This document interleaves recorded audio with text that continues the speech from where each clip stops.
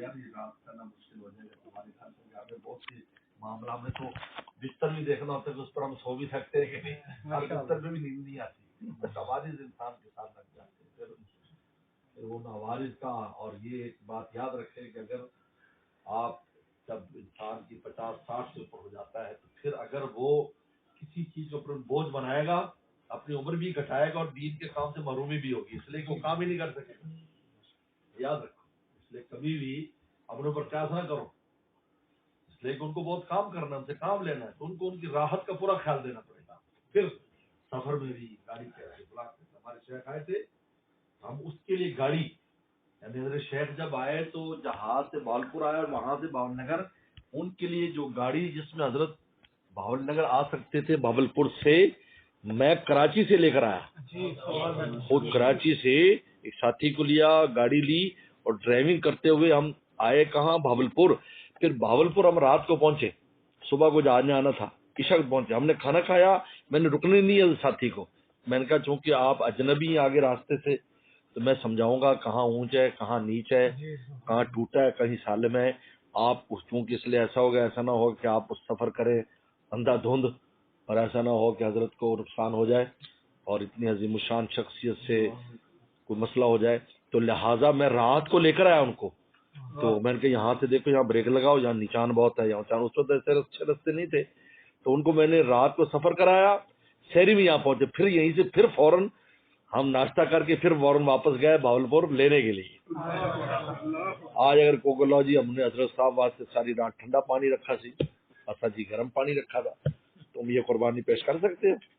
کراچی سے آپ بھاولپور آئیں اور بھاولپور سے یہاں سے اس لیے سفر کریں کہ صبح ڈرائیور غلطی نہ کرے کہیں, کیونکہ بہت سی جگہ تنگ ہیں, بعض جگہ پل ہے, بعض جگہ موڑ ایسے خطرناک ہیں کہ اچانک اگر وہ موڑے گا اجنبی آدمی تو جا کر باہر مارے گا.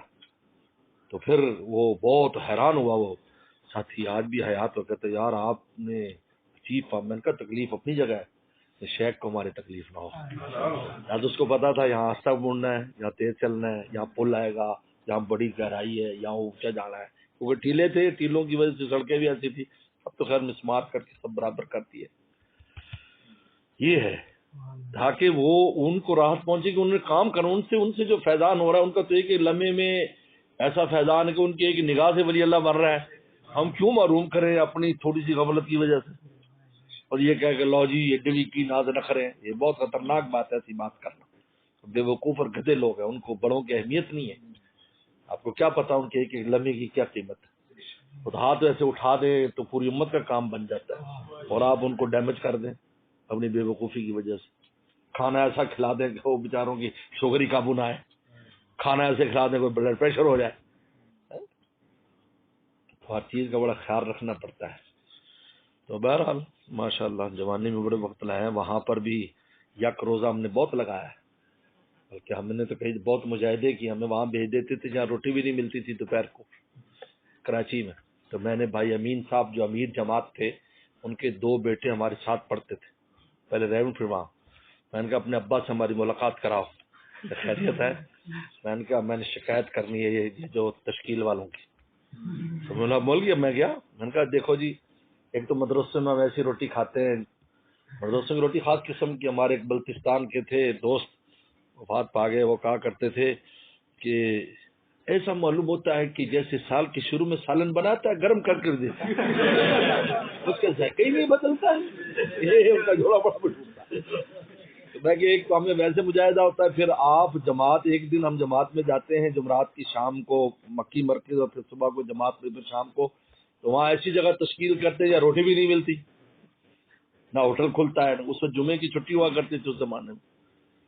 تو بہت ناراض ہوئے, تشکیل والوں کو بلایا, میں کہا کیا کرتے ہو تم بھائی؟ یہ بیچارے ویسے مجاہدے میں ہوتے ہیں طالب علم. اب بہن میں کہ جہاں مرغ مسلم ہوتے ہیں ڈیفینس, وہاں بھی یہ خود اپنی تشکیلیں کراتے ہیں.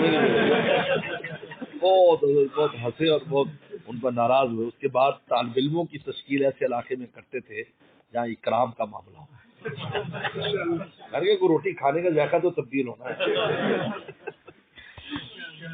چلو